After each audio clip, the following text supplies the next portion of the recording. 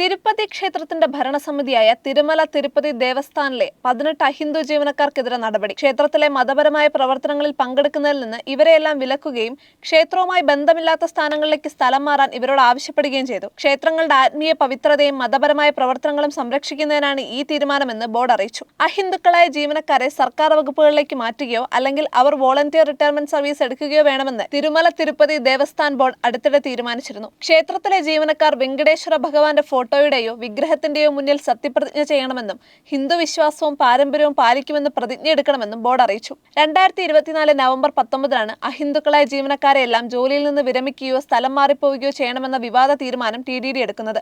7000-ഓളം വരുന്ന സ്ഥിരം ജീവനക്കാരിലെ 300 പേരെ പുതിയ നയം നേരിട്ട് ബാധിക്കും. 14,000 വരുന്ന കരാർ ജീവനക്കാർക്കും നിർദ്ദേശം ബാധകമാണ്. ജീവനക്കാരെ മാറ്റുന്നതിനോടൊപ്പം ക്ഷേത്രത്തിനകത്തും പുറത്തുമെല്ലാം ഹിന്ദുക്കളായ കച്ചവടക്കാർക്ക് മാത്രമേ അനുമതി നൽകൂവെന്നും ട്രസ്റ്റ് വ്യക്തമാക്കിയിരുന്നു. തിരുപ്പതി ക്ഷേത്രത്തിലെ പ്രധാന വഴിപാടായ ലഡുവുമായി ബന്ധപ്പെട്ടുണ്ടായ വിവാദമാണ് ഈ നീക്കത്തിന്റെ കാരണം. ആന്ധ്രയിൽ ജഗൻമോഹൻ റെഡ്ഡി മുഖ്യമന്ത്രിയായിരുന്ന കാലത്ത് തിരുപ്പതി ലഡു നിർമ്മിക്കാനായി മൃഗക്കൊഴുപ്പ് ഉപയോഗിച്ചുവെന്ന ആരോപണം ഉയർന്നിരുന്നു.